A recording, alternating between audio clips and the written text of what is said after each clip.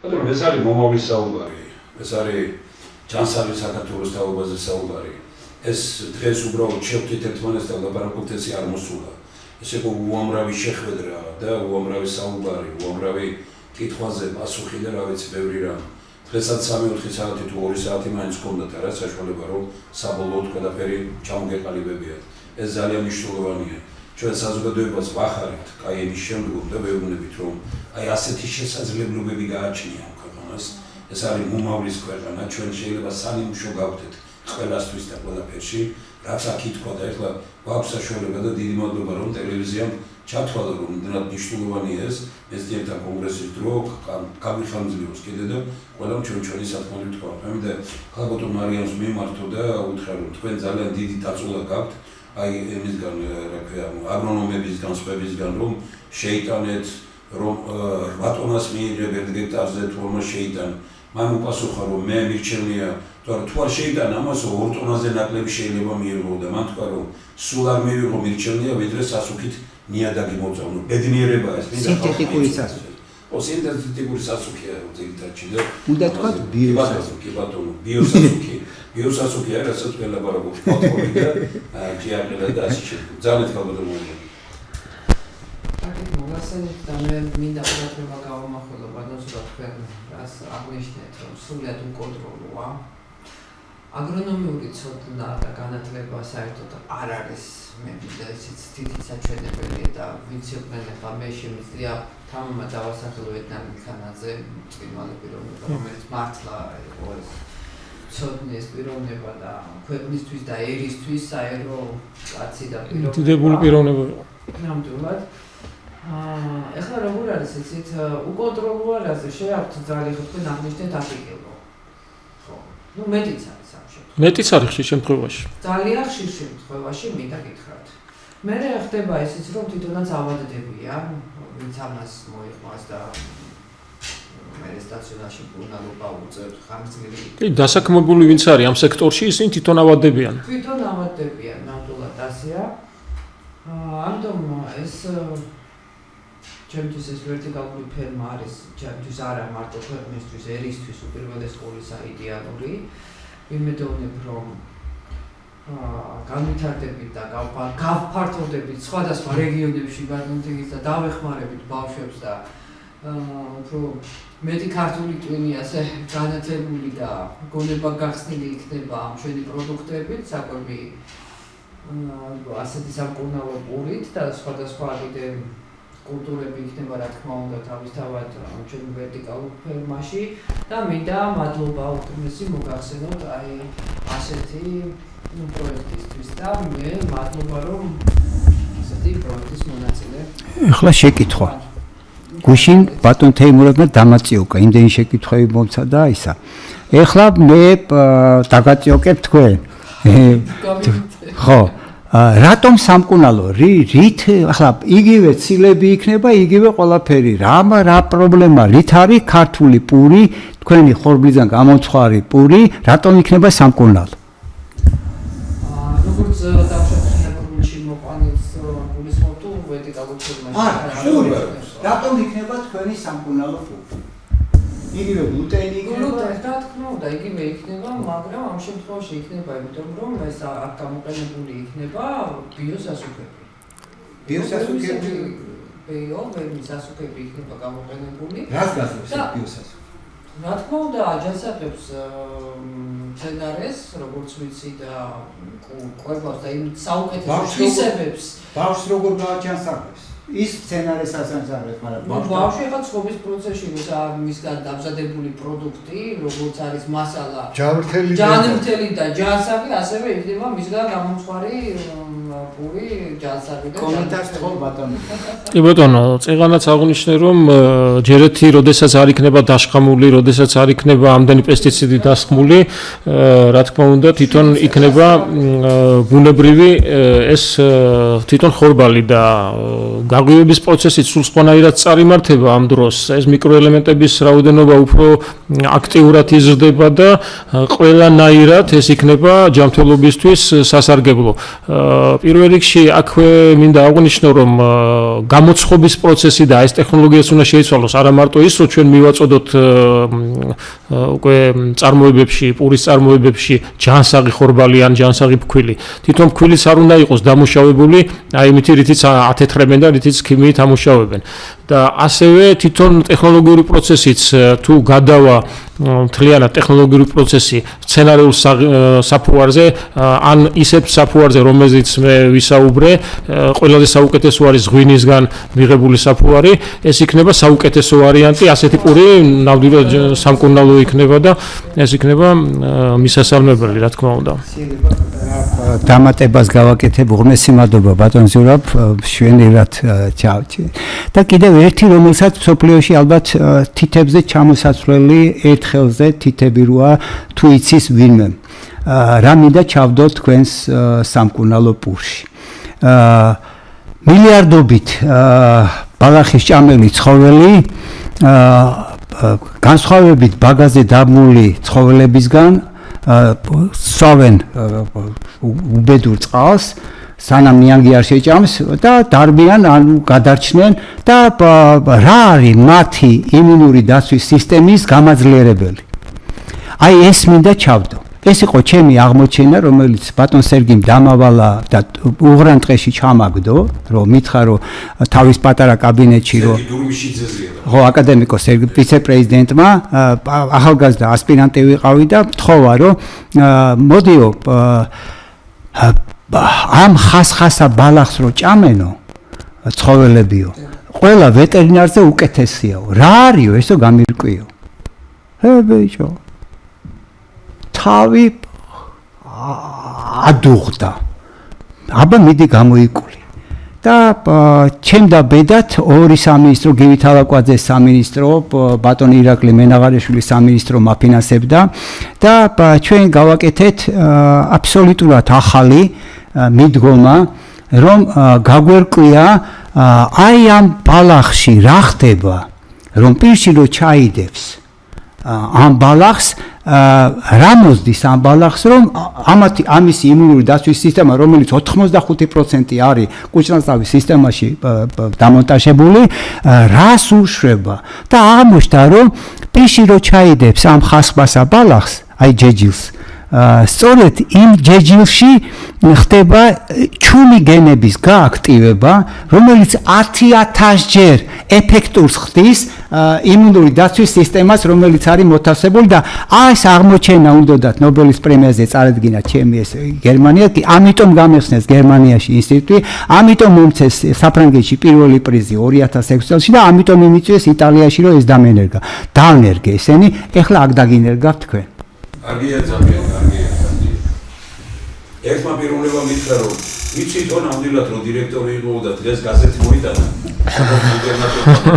როცა წარადგენენ ინსტიტუტის დირექტორად, ჩვენ ასეთი ადამიანები ვართ, რომ ეჭვით უნდა ვუყუროთ იმას. მე სულ არ მაინტერესებს ის ინსტიტუტის დირექტორი იყო თუ არა. ჯერეთი რო იყო ვიცი, მაგრამ თავარი არის რომ კაცი არის მწოდნე, ვინცაც კი ესაუბრება და ხედავს, ნუ აი ყველა არის მოხიბლული და წმუნდებიან იმაში, რომ აქ არის დიდი ცოდნა, რომელიც ამ ცოდნის გამოუყენებლობა დანაშაულია ქვეყანაში. ძალიან გატოვებული. კი ბატონო, და მე ერთს დავამატებ კიდევ, რომ საკანონმდებლო დონეზე არის ბევრი კანონები შესაძლებელი.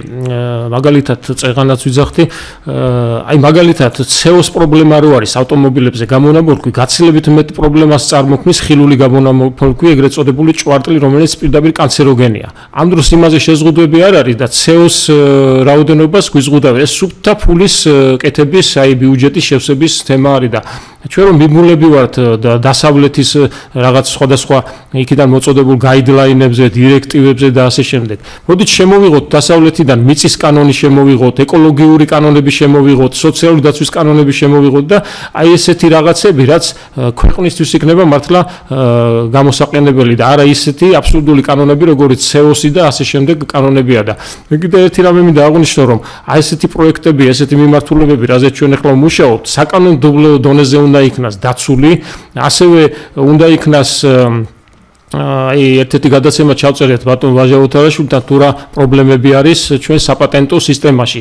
იქაც შესაძლებელია ბევრი რაღაცა და აი ესეთი მეცნიერები, რომლებიც აი ესეთ საკითხებზე მუშაობენ, უნდა იყოს მაქსიმალური მხარდაჭერა, არა მარტო ფინანსური, ასევე საკანონმდებლო მხარდაჭერა, იმიტომ რომ მეცნიერმა რომ იმუშაოს და რაღაცა შექმნას, მას ჰაერივით ჭირდება ფინანსების და თავისუფლებაც. ზუსტია და კარგია, დიდი მადლობა. ძალიან ბატონო გიორგი. ბატონ თემურ, ჩვენ პრობლემა დავსვით, რომ დავაბინძურეთ სასოფლო-სამეურნეო ნიადაგი. მე უბრალოდ მაყურებელს მინდა უთხრა, რომ ამ ტექნოლოგიის გამოყენებით ირიგაციაში თუ ისე მოსახმარად თქვენ ნელ-ნელა პესტიციდებს ამოიღებთ ნიადაგიდან. წყლის გასუფთავება ქლორით ხდება და გაუბედურებული. უნდა იცოდეთ, რომ წყალი არის მიგრანტი. ყველანაირი დაბინძურების, ამიტომ ჩამდინარე წყლიდან დაწყებული საირიგაციო წყალში ოზონის ტექნოლოგიის გამოყენება ნელ-ნელა გამოასუფთავებს ჩვენ ნიადაგს და როგორც იტყვიან, ჩვენი მიწა და წყალი გახდება ჩვენი გადამრჩენი. ამის თქმა მინდოდა, მადლობა. საჩურის მინდა გითხრათ, რომ ბატონელი ჩვენაზე მქონდა მას საუბარი, რომ ის ოზონი, რასაც ის აკეთებს, სახლებში შეიძლება გამოვიყენოთ, ხო სწორია რა? ოზონით კუნალობენ, ოზონოთერაპია. ამას ვამბობ, მაგრამ ოჯახში წაერთი თქვენ თუ შეიძლება მოკლედ აი კიდე ეს არ არის მარტო იმის რომ ხორბალზე ოჯახში ეს არის ფიჭვნარში ოზონი არის, რომელსაც ჯანმრთელობაში მივდივართ, იმიტომ რომ ოზონი მივიღოთ. ჩვენ ვიცნობთ მომხმარებელის მთელ რიგს, რომლებისთვისაც ოზონი ცნობილია, ზოგი ამ ფიზიკოსია, ან უბრალოდ იცნობდნენ, ისინი იყენებენ მაგალითად ბაზრიდან მოტანილ პროდუქტს აუცილებლად ოზონირებულ წყალში ავლებენ, მაქსიმალურად დეტოქსიკაციას უკეთებენ, რეცხავენ ყველაფერს და იციან რომ ეს არის უებარი დამცავი. ნუ ზოგიერთი დიასახლისი ოზონირებულ წყალში თეთრეულსაც რეცხავს, იცის რომ აბსოლუტურად სტერილური და დეზინფიცირებული იყოს. ჩვენ უნდა უბრალოდ მომხმარებელს გავუწიოთ ინფორმაცია უნდა მივაწოდოთ რომ არსებობს ეს ტექნოლოგია. განსხვავებით ჩვენ სხვა განვითარებული დასავლური ქვეყნებისა ჩვენთან ესეთი სამუშაო სახელმწიფო დახმარებით არ ხდება. იქ ნებისმიერი ტექნოლოგია ჯერ რომელი საუკუნეებიდან სახელმწიფოს მოყავდა, ასე ვთქვათ, რეკლამას უწევდა, ინფორმაციულ მხარდაჭერას და აქციეს ყველა მათი წინა, ასე ვთქვათ, მოწინავე ტექნოლოგია ბრენდად და დღესაც ესეა. ამიტომ ამაში ჯერ სახელმწიფოს უჭირს, მაგრამ იმედია რომ მონაწილეობას მიიღებენ. აუცილებელი რომ რეგულირებადი იყოს ეკონომიკა და არა ბაზარზე მიშვებული. ამიტომ ინფორმირებულება მაინც კონსულტაციების გაწევა და სპეციალური პროგრამების შექმნა, რომელიც გაცილებით უფრო მომგებიანია და ნაკლები ჯდება, ეს პრიორიტეტი უნდა იყოს. ესე დადგა ევროპა მოწინავე ქვეყნების სტატუსით. ამიტომ ჩვენ არც გონება გვაკლია, არც განათლება, არც გამოცდილება და არც კიდე მრავალფეროვანი ჩვენი გარემო, რომელსაც შეგვიძლია კარგად გამოვიყენოთ, მიმზიდველი გავხადოთ და საერთოდ როგორც ეგვიპტეში პირამიდების გულისთვის დადიან, ჩვენი კულტურისთვის და ჩვენი ღვინისთვის და ჩვენი ხორბლისთვის და ჩვენი ისტორიისთვის აქ უამრავი ტურისტი შეგვიძლია მოვიზიდოთ. მათ შორის ენოთერაპია, ისეთი თერაპია, გურმანების და ასე შემდეგ. მოკლედ ჩვენ ყველანაირი რესურსი გაგვაჩნია, ამას უნდა გონივრული გამოყენება. დიდი მადლობა ბატონ გიორგი. ბატონ გიორგი გახლავთ აფხაზეთიდან ძალიან ესეთი როგორც იტყვიან შემართული კაცია. ქვეყნისთვის ბედშემდგარი კაცია და ძალიან სასიამოვნოა რომ აი ამ გუნდშია ერთად ვართ და ამხელა დიდ საქმეს ვიწყებთ და მე კიდე როგორც აკი თქვა თქვენ გაქვთ პროექტი რომელიც ვნახეთ კიდევაც ჩვენ ღვინო როგორც სამკურნალო და უალკოჰოლო ღვინო და რაღაც სასწაული პროექტები ესენი ყველაფერი მე დარწმუნებული ვარ რომ ძალიან ბევრი ვინმე გამოჩნდება რომელიც ამ საკითხებს ხელს მოკიდებს და ეს არის აი ასეთი ბიზნესმენია დასაფასებელი ისევე როგორც აი ვორმა ძალიან საინტერესო პიროვნება და თითქოს ინსტიტუტის დირექტორია ეგერ უნივერსიტეტის რექტორია ბატონი კახა შენგელია მაგრამ მივიდა და აი ეგერ რომ გაიგუნა ეს ყველაფერი დაუდგა გვერდით იგივე ბატონმა გოჩამ სიმრავლე არ მინდა სიდიდი არ მინდა იყოს სულთა ორგანული რაღაც ეს არის დასაფასებელი და ძალიან კარგია ბატონო ვაშიძანეთ ხო, ისე საინტერესო წარიმართა ეს შეხვედრა და საუბრები, რომ მე ამომიტივდა სწორედ ამასთან კოლერაციაში მყოფი თემები ახლა შენგელია რომ ბრძანეთ 10-12 წლის წინ და უფრო ადრე დაარსდა წმინდა ანდრია პირველწოდებულის სახელობის უნივერსიტეტი, იცით თქვენ ეს საპატრიარქოსთან არსებული. მისი დამაარსებელი და პირველი რექტორი იყო პარმენ მარგველაშვილი. პარმენ მარგველაშვილს იმდენი იდეები ჰქონდა და სხვათა შორის მაგის იდეებიდან გამომდინარე შეუერთდით აი მე და ბატონი გოგი ბენდელავა და მან თავის უნივერსიტეტში ერთი სართული გაგვიკეთა ახალ შენობაში, სადაც ჩვენ უნდა გქონოდა იმ ჩაის სანიმუშო გადამამუშავებელი ტექნოლოგია, სადაც ჩვენ უნდა დაგვენერგა ეს ახალი ტექნოლოგიები. სხვათა შორის დღეს დაბადების დღეა მისი და მინდა მეულოცო მას ბატონ პარმენ მარგველაშვილს. ახლა რაც შეეხება აგერ ბატონ ზურაბის CO-ზე ილაპარაკა და ახლა მაგაზთანაც დაკავშირებით ცოტა ჩახედული ვარ და საოცარი ტექნოლოგიები დამუშავდა. ესე იგი თქვენ იცით რომ ჩვენთან არის ცეოლიტის საბადოები და ცეოლიტი აღმოჩნდა საუკეთესო ფილტრი აი ამ გამონაბოლქვის და ნიმუშები გააკეთეს. მე დისერტაცია მაქვს წაკითხული იქ ქალბატონი ციცო რამიშვილი იყო იმ ცეოლიტების თემაზე აქვს დისერტაცია დაცული, დოქტორია, საინტერესო პიროვნება და მას მოსწავლეები ყავდა და შექმნეს ფილტრი. საკმარისი იყო ესე იგი ეს ფილტრი აი გამონაბოლქვების ის რა ქვია იმას კატალიზატორებს რა კეთებდა კი ხო და იქ ესე იგი ეს გაუკეთე ნუ დაახლოებით ერთი თვე მუშაობს ეს და ფაქტიურად ესე იგი 90%-ს აი იმ საწამლავისას ის აჩერებს შემდეგში ესე იგი მისი სტატიაც კი დავწერე მე მახსოვს თვითონ დავწერე სტატია ამ ნაცნობების საფუძველზე და ქვეყანას ესე იგი ვეუბნებით ხალხო ასეთი რაღაცები არის. ახლა რატომ დავიწყე ეს ყველაფერი? ამერიკა რატო წავიდა სწრაფად? სწრაფად იმიტომ წავიდა რომ ყველანაირი პირობები შექმნეს რომ როცა ვიღაცა ერთი ინტელექტუალური რაღაც კარგს მოიფიქრებს მისი განხორციელება ხდება ძალიან ადვილად. იმიტომ რომ ყველა სტრუქტურა მას ეხმარება ამაში. ჩვენთან ესე იგი რაღაცა მოიფიქრო კარგი მაშინვე ესე იგი წინააღმდეგობები ჩდება უამრავი წინააღმდეგობები. ეს არის უბედურება და კიდევ ერთხელ მინდა ხაზი გაუსვა რომ ბატონ თენგიზ ეს არის უმნიშვნელოვანესი რომ ქვეყანაში შეიქმნას ისეთი სიტუაცია რომ აი ასეთი გამოგონებები და აი ესეთი ინოვაციური იდეები და ტექნოლოგიები როგორმე სწრაფად შევიდეს პრაქტიკაში და მისი დანერგვა არ იყოს ძნელი. ამის ეს ძალიან რთული საკითხია. ამისთვის დიდი სისტემური ცვლილებებია ქვეყნის მართვაში, რომელსაც აი ბატონ უამრავჯერ უთქვამს და კიდე ამბობს და სხვათა შორის კარგი იქნება მისი გუშინდელი გამოსვლა ვიღაცებმა ჩაწერილია და Facebook-ში ტრიალებს და რომ მოусმინონ. აი იქ არის ყველაფერი ის რაც უშლის საზოგადოებას აი ამ ინოვაციური იდეების განხორციელებაში.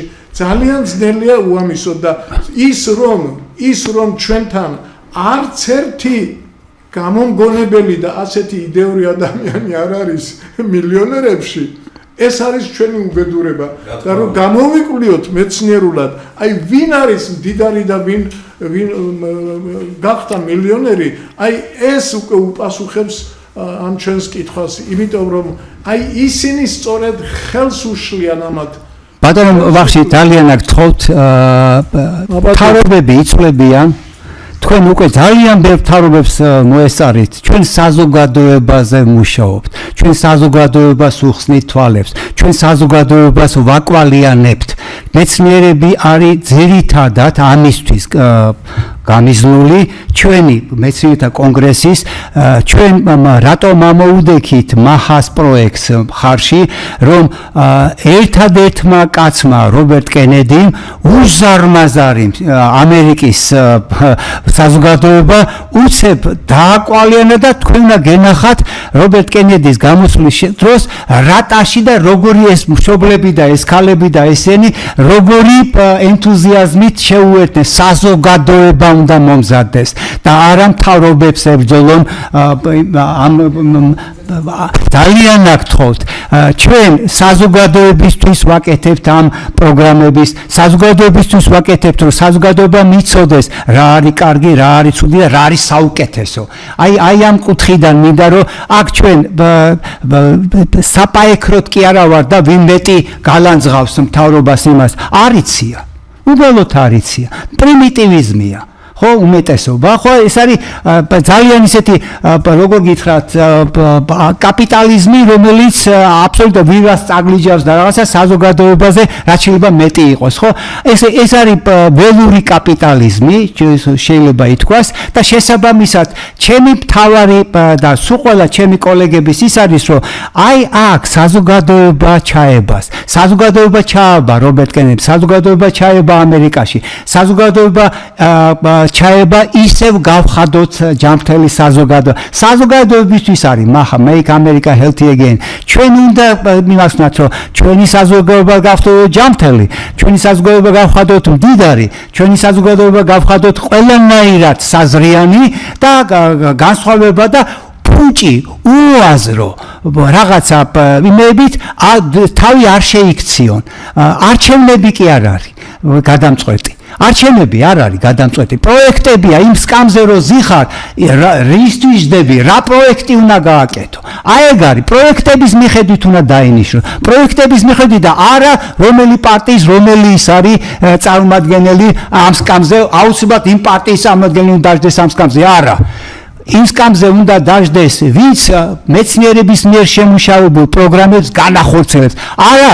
ის კამიანად უნდა გადმოაგდო როგორც მე-6 სართულიდან ყარიან ხოლმე იმებს როგორ გადმოაგდო ეგ ძალიან ნადვილად საზოგადოება ამას აკეთებს ესე იგი ჩვენ მაინც მოროსკენ მივდივართ ხوار გაქვს კიდე რაიმე დამატებით ხوار გაქვს აი ეს ვიტყვი რომ აი ხა ჩვენ მაყურებელი გვიყურებს და აი ქალბატონ მარიანმა ახსენა რომ შეიძლება ნაკლები მოვიდეს მოსავალი მაგრამ იყოს ბიო და უამრავი მაყურებელი გვიყურებს და ძირითადად ეხლა ქართველი გლიკაცი ორიენტირებულია იმაზე რომ მოიყვანოს მოსავალი გაყიდოს და რაც შეიძლება მეტი შემოსავალი მიიღოს მაგრამ აქ მეორე მხარეც არის ის ხარჯავს უამრავ თანხებს ამ პესტიციდებში და ყოველწლიურად უფრო მეც და მეც ყიდულობს აი დაიანგარიშონ თუ რა უჯდებათ აი ეს პესტიციდები და შემდეგ კი ბატონო ზე დაწერია შხამ ქიმიკატის სოფლებში გახსნეს კი ბატონო და ამის შემდეგ დაიანგარიშოს ისევე თავისშვილებს რო ყვებავს ამითი თითო რო იყვებება აი ის სამოწყოფოში სიარული და ის წამლები რა უჯდებათ გადახედონ თავიანთ მშობლებს და როგორ ყველას პატარა ჩანთა და სავსე წამლებით და იყვებება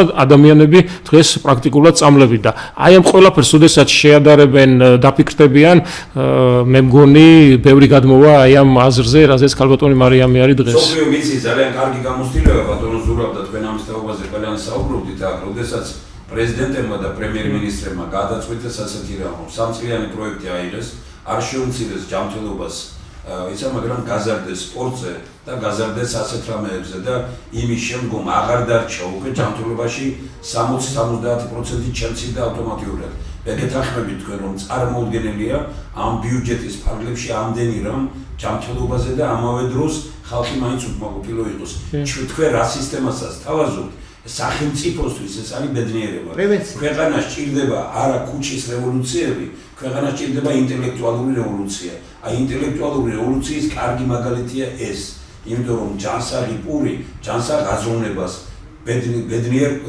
ახალგაზრდობას ბედნიერ ბავშვს ესე იგი მოაზროვნე თაობას და ყველაფერს ნიშნავს იმიტომ რომ როგორც აქ თქვენ ტვინის რით იკვებება იმაზეა დამოკიდებული ხო ყველაფერი ეს და ის რაც ბატონმა ბოლოში ბატონმა თენგიზმა ბძანა არა ვაჟა ფშაველა ამბობდა გენიალურად რომ ყველაზე კარგი მომავლის ქვეყნისთვის არის გაცნობიერებული ხალხი აი ხალხი უნდა გაცნობიერდეს ამაში ხალხმა უნდა იცოდეს და გაცნობიერებული ხალხი სწორად აირჩევს.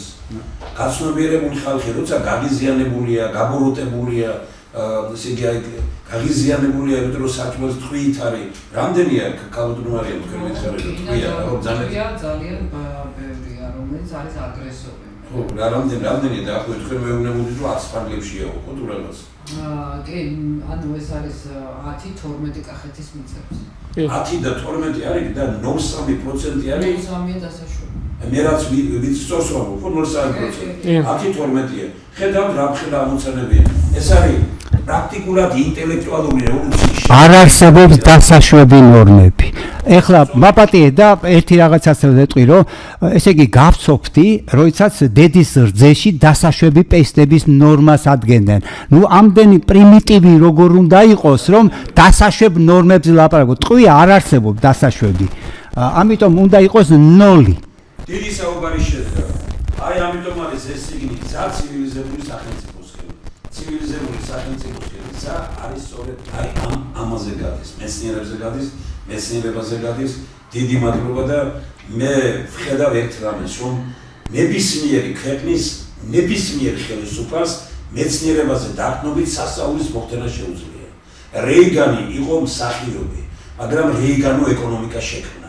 რატო? იმიტომ რომ ჭკვიან ადამიანებს მოუხმო. ხელისუფალი არ არის ის, ვინც ყველაფერი იცის.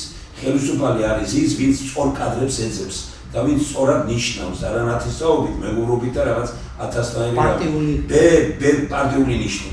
ბედნიერებაა, რომ ქვეყანას ჰყავს ძალიან საინტერესო ადამიანები. მე ძალიან იმედიანად ვარ, იმიტომ რომ ვიცი ეს ხალხი ვხედავ ამ ხალხს და კიდევ ძალიან ბევრია, რომელსაც გავიცნობ უმოვაში და ამ ხალხზე დადგება ქვეყანა.